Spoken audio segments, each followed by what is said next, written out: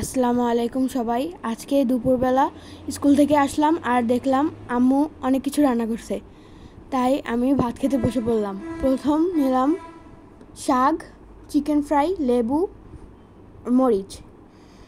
এটা দিয়ে আর লেবুটা তো অবশ্যই থাকবে, লেবু আর কাঁচামরিচ, এই দুটো আমার অনেক পছন্দ, ভাতের সাথে খেতে খুব ভালো লাগে। তারপর চিকেন ফ্রাইটা নিলাম, চিকেন ফ্রাইটা বেশ জুসি ছিল আর আমার ফেভারিট মগ, এটার মধ্যে পানি নিয়ে নিলাম। তো চিকেন ফ্রাইটা দিয়ে আমি হাফ শেষ করে ফেললাম। তারপরে দেখি কি আছে, ইলিশ মাছ। ইলিশ মাছটা খুব মজা হয়েছিল।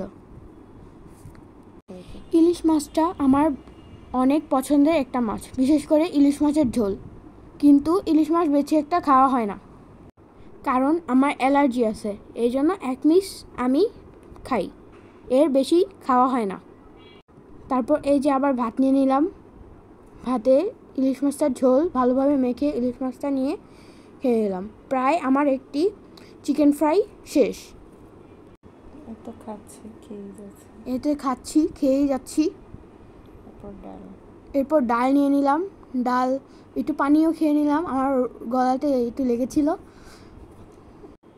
তো দেখতেই থাকুন, আমি খাচ্ছি।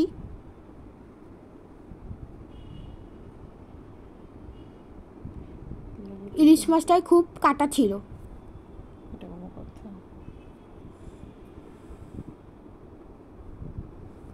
আর একটু ভাত নিয়ে নিলাম, লাস্টের ফিনিশিংটা খেয়ে নিলাম। প্রায় আমার খাওয়া শেষ। এখন নিয়ে নিলাম পায়েস, অনেক মজা ছিল, দুধটা খুব ঘন ছিল।